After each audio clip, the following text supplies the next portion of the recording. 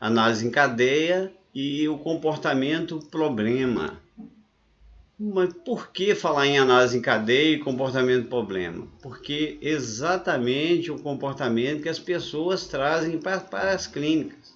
A partir desse comportamento, dessa demanda, é que nós podemos fazer, ver os links, o que está acontecendo com aquela pessoa, para que a gente possa trazer, uma luz para tentar solucionar ou pelo menos dar a ela um encaminhamento, ok? Então, análise, nós vamos falar da análise em cadeia do comportamento problema. Qualquer comportamento pode ser entendido como uma série de comportamentos, de componentes associados. Esses elos são encadeados porque se seguem sucessivamente, um após o outro. Um elo na cadeia leva ao seguinte. Exatamente isso aqui, Quando as pessoas vêm para a clínica para buscar uma solução para as suas questões do dia a dia, o que elas geralmente trazem é isso aqui. Elas vêm dizendo algumas consequências da demanda dela. Ela diz, eu estou passando por isso, estou passando por aquilo, estou passando por aquilo outro. E o que acontece? O que nós temos que buscar inicialmente é a demanda principal. O que está causando aquilo? Que nesse caso é o comportamento problema. Se nós formos analisar na parte da análise comportamental, na análise comportamental nós temos o SD, que é o SD, a resposta e as consequências. Aqui nós temos exatamente o SD, que são os fatores de vulnerabilidade, o evento desencadeante, os links. Nós temos a resposta, que é o comportamento problema, que é a resposta do SD, e nós temos as consequências aqui. Exatamente isso. A partir de então do comportamento problema, você sabe qual que é a demanda. A pessoa vem com a consequência, com aquelas dificuldades dela. Você vai verificar a demanda, que muitas vezes ela traz várias demandas, porém a maior parte das demandas é parte das consequências dessa única demanda, que é o comportamento problema. O que nós vamos então analisar a partir da demanda? Nós vamos analisar o evento desencadeante, esse que está em vermelho. Essa é a primeira coisa que nós vamos verificar. Por que o evento desencadeante? Porque a partir daqui é que surgiu isso aqui e que trouxe as consequências. Então, esse evento desencadeante... Mas por que tem um fator de vulnerabilidade antes? Exatamente isso. Para que você tenha um evento de desencadeante, você tem que ser vulnerável a alguma coisa. Alguma coisa ali causou esse efeito que gerou os links, que são pequenos efeitos desencadeantes, para gerar o comportamento problema. E deles vêm as consequências. Então, o que acontece? A pessoa, ela tem um ponto fraco. Esse ponto fraco, ele vem, na maioria das vezes, ele causa um evento desencadeante que vem com vários links. E a partir desse evento desencadeante, desestrutura a pessoa ela vai passar a ter vários links ou vários eventos menores encadeados, vários elos que vão levar ao comportamento problema, ok? Então vamos agora ver a estrutura disso. Vamos explicar a análise em cadeia. O que é? Qual o propósito? O que é? Qual o propósito da análise em cadeia? Por que conduzir a análise em cadeia? Como fazer uma análise em cadeia? Quais as perguntas-chave da análise em cadeia? Isso nós vamos ver nos próximos slides. Nós vamos começar aqui com o que é a análise em cadeia. Uma análise em cadeia é uma série de perguntas para orientar os pacientes com o objetivo de descobrir quais fatores levaram aos comportamentos problema e quais fatores podem estar dificultando a alteração dessas atitudes, né? Por quê?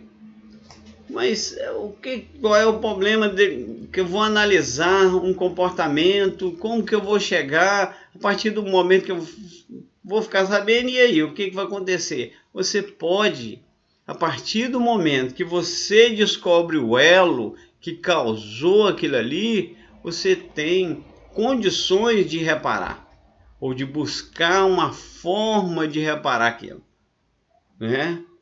Então, vamos ver o propósito da análise em cadeia, que é descobrir qual é o problema, o que o desencadeia, qual é a sua função, o que está interferindo com a solução do problema e o que está disponível para ajudar a solucionar o problema. Então, o que desencadeia, aquela parte lá onde tem, né, o primeiro elo, né? Qual é a função? Ele tem a função ali de desestruturar a pessoa. E a partir daquilo ali, ela vai vir com várias outras coisas pequenas, vários outros elos para fazer o problema maior. E vamos ver o que está interferindo na solução, porque muitas vezes a pessoa ela não sabe como chegar lá, né? E vamos ver o que está disponível para ajudar a solucionar essa questão. Por que conduzir a análise em cadeia? A análise em cadeia é uma ferramenta de valor inestimável para avaliar um comportamento que deve ser modificado. Fornece informações essenciais para a compreensão dos eventos que conduzem a um comportamento, problema, em especial, ou seja, as atitudes que a pessoa quer mudar. Você não vai avaliar um comportamento que a pessoa não quer mudar, mas você vai avaliar um comportamento, as atitudes que ela quer mudar. E ela precisa mudar. Né? Ainda continuando por que conduzir a análise em cadeia? Ela identifica o padrão que liga os diferentes componentes de um comportamento, descobrir quais são os elos. É o primeiro passo na busca de soluções para interromper o comportamento. Quando qualquer um dos elos da cadeia pode ser rompido, o comportamento problema pode ser interrompido. Pensa assim, vamos sair da parte do ser humano e vamos para a máquina, né? Eu estou aqui em frente a um computador. Quando o computador ele está funcionando perfeitamente, ok. Aí ele tem uma coisa que se chama vírus, que entra no computador. Como que o vírus entra? Ele entra por um fator de vulnerabilidade. Quando ele não tem um antivírus, quando a pessoa baixa alguma coisa lá que tem esse vírus. Mas o que é o vírus? O vírus ele é o fator desencadeante. Por que ele é o fator desencadeante? Porque a partir do que o vírus entra no computador, o computador para. Ou ele toma uma direção que você não quer. Você, às vezes você clica em uma coisa e ele vai para uma situação diferente. É a mesma coisa da pessoa, né? O vírus nada mais é do que, às vezes, uma frase. É um comando que ele chama de comando. É um comando que é colocado ali. Um comando dizendo para ele parar, para ele pegar sua senha e mandar para quem fez isso, abrir uma janela, né? Esse fator desencadeante, ele faz exatamente isso. Ele chega ali, quando a pessoa chega naquele ponto, ele entra naquela fraqueza da pessoa e ele interrompe a vida da pessoa, e ele vai causando aqueles problemas e o que a pessoa vê são as consequências, né? Como fazer uma análise em cadeia? A análise em cadeia está estruturada de modo a identificar os pontos cruciais das informações necessárias para entender e solucionar um comportamento problema. Poxa, mas como que eu faço?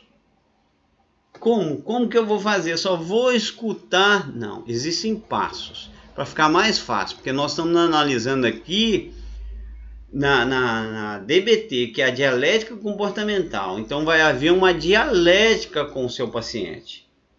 E o que acontece? Nós temos 8 perguntas, 8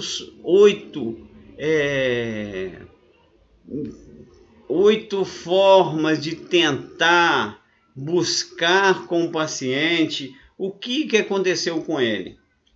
As 5 primeiras, nós vamos procurar entender o que está acontecendo com ele, como que ele chegou.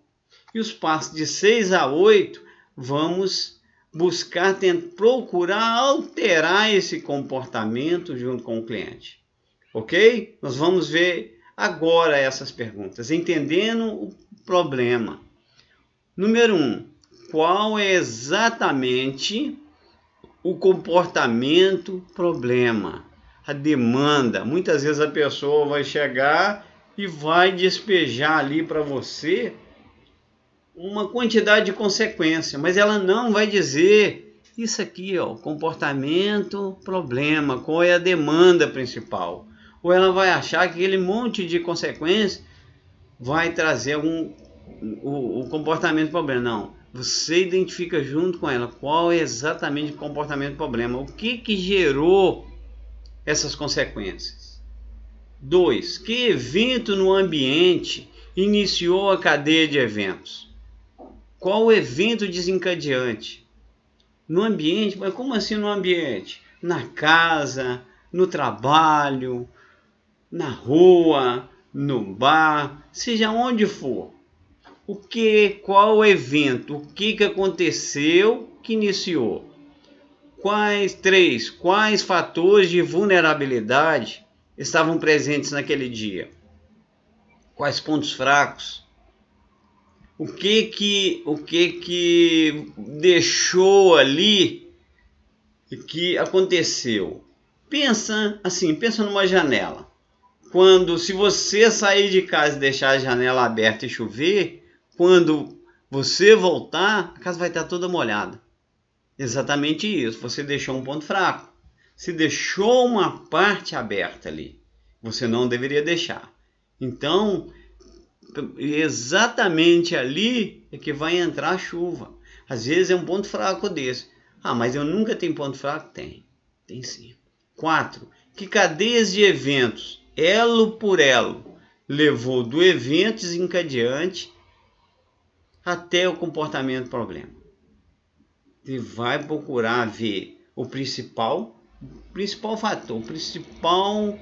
fator que estava presente, o que desencadeou, e vai ver os elos, que eles vão ser pequenos elos, mas a pessoa faz um grande, detonou aqui, aí ela começa a ir em um por um. 5. Que consequências o comportamento teve no ambiente?